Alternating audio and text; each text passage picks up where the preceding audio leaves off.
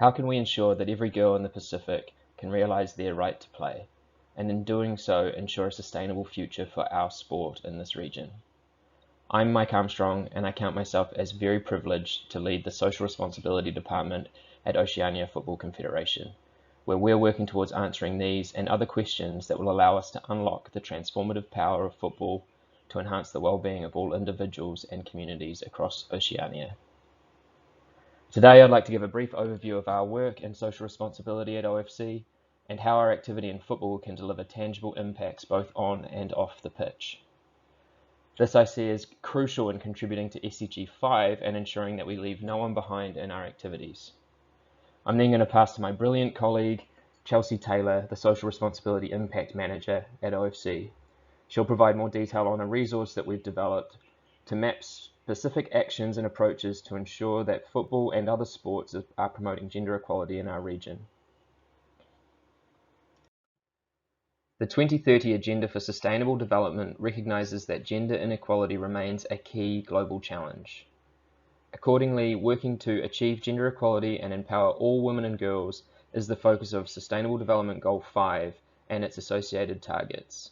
Here on this slide, we've listed 3 of those targets which have been shown to be very well linked with sport.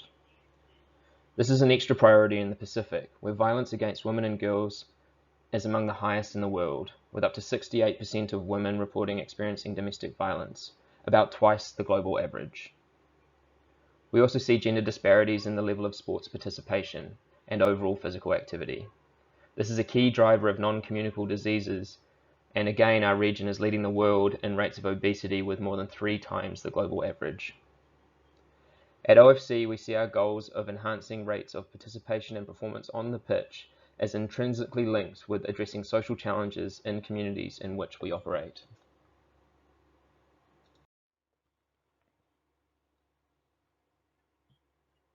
Football presents a high-impact, low-cost tool for delivering social change and facilitating the achievement of regional and international development priorities. We know that football has the power to develop individuals, communities, and nations. It has the power to inspire, to unite, and provides a platform and common language to deliver impactful change. Since 2009, OFC has been delivering the Just Play program in partnership with our member associations. This is a football for development program that integrates social messages and educational elements into fun football sessions, designed to inspire a lifelong love of the game and physical activity. With the support of our partners, the New Zealand Ministry of Foreign Affairs and Trade, the Australian Government through the Australian Department of Foreign Affairs and Trade, the UEFA Foundation for Children, and partnerships with UN Women and UNICEF, we've been able to reach over 400,000 children with this program since 2009.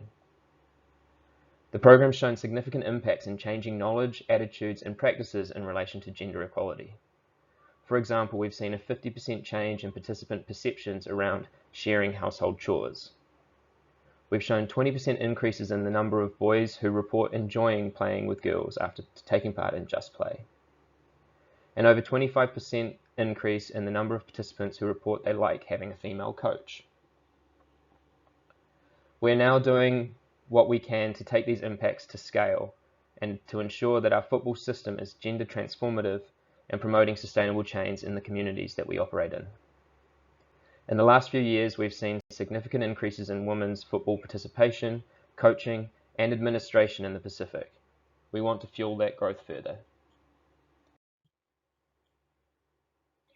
Last year, Oceania Football Confederation launched its women's football strategy called All In. It identified 5 pillars of activity to grow the women's game in our region. This included reducing the barriers to participation, coaching, and administration for women and girls, increasing the visibility of the women's game, developing capacity within the women's football and enhancing leadership opportunities, increasing opportunities for elite women's competitions, and strengthening the governance of women's football.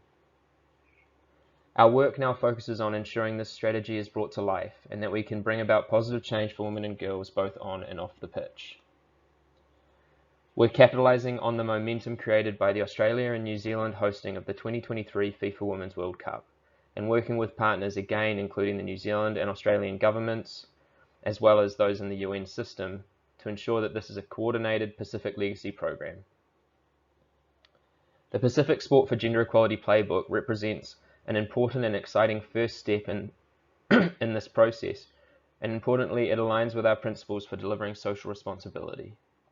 It is evidence-based, building off international best practice and new research to understand the needs of individuals and communities across our region. It's intentionally aligned with clear development outcomes through SDG 5, the Pacific Framework for Sustainable Development, as well as with national development priorities. It's been developed through engagement with our intended beneficiaries, giving a voice for women and girls in the Pacific, and in partnership with our member associations, sports stakeholders, and development partners like the New Zealand government and the Australian government. Importantly, it's also results-based and designed to inspire ongoing action which we can monitor and evaluate over time. With that, it's my pleasure to pass to Chelsey, who can give a bit more background to the development of this resource and how it's going to be used in football and hopefully in other sports in our region to enhance gender inclusion and promote environments that engage women and girls and ensure no one is left behind. Thank you. Thanks, Mike. The Gender Equality Playbook is an initiative internally with Oceania Football to help us understand what different steps are holistically within football and within sport in general we can take to working towards gender equality throughout Oceania. We identified that there was very little Pacific-related research in this space and took it on ourselves to start pulling some of these pieces together in order to help ourselves in football and the broader sporting universe to work towards gender equality. Some of the research pieces that have underpinned the Gender Equality Playbook include bespoke leadership research, where we wanted to understand the lived experiences of our women in leadership throughout Oceania in the realm of football, where we understood the barriers and enablers to women's experiences within football. In this study, 110 women leaders from throughout the football network in our region have been surveyed and interviewed to gain this understanding, which has formed a very integral part of the Gender Equality Playbook. Additional to that, over 1,000 children from different countries in the Pacific were engaged in a study around sport for development to understand both the effectiveness of our current Just Play program in changing perceptions, knowledges, attitudes, practices around gender equality, but also understanding what the baseline is within our regions so we know where we are currently to take some of these active steps around participation and shifting cultural and gender norms. Additional, we conducted media-based research where we analysed 1,887 different Pacifica-based sport media articles during our Women's Nations Cup tournament earlier this year in 2022 to see how women within football and within sport in general are portrayed in Pacific-based media, which were all very eye-opening pieces of work that have fed greatly into the Gender Equality Playbook.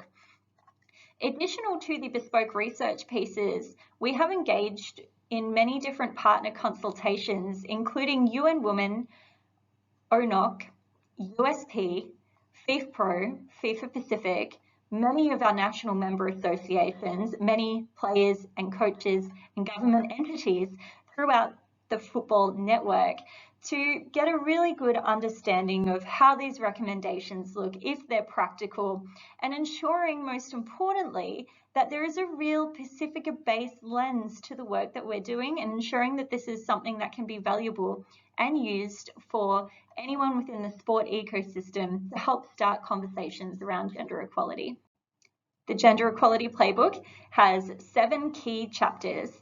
We look holistically at our sport ecosystem, starting with participation, coaching, leadership, media and visibility, policy, ending violence against women and girls, and then finally a gender equality scorecard where we can begin to understand where we sit as organisations and what we can do to start taking steps towards gender equality. The Gender Equality Playbook is a completely evidence-based playbook to help start making steps towards gender equality. This is a little snapshot of what our playbook will look like and what you can expect when you do read this.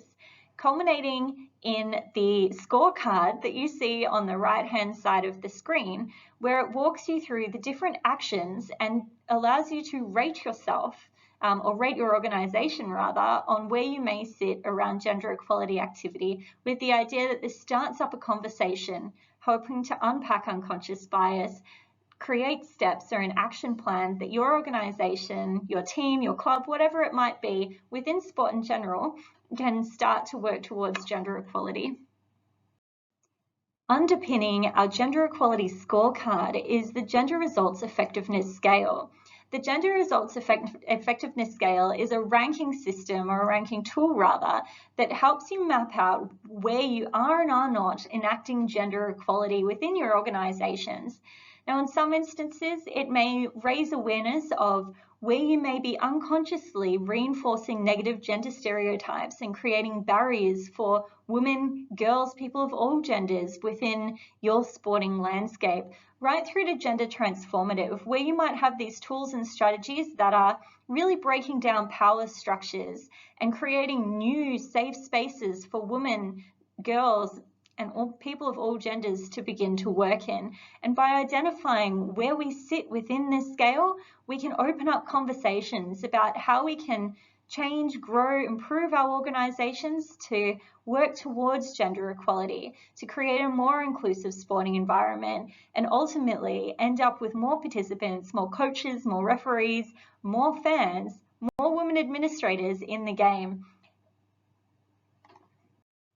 We are very proud and excited here at Oceania Football about the culmination of recommendations in the Gender Equality Playbook and creating spaces to begin the conversations around gender equality. We will be having copies of the Gender Equality Playbook available online at our website. Alternatively, you can also contact Mike Armstrong or myself, Chelsey Taylor, for more information. And thank you for your time today. I hope that we can continue on these conversations around gender equality and how we can make our sports, and football in particular, more accessible for all. Thank you.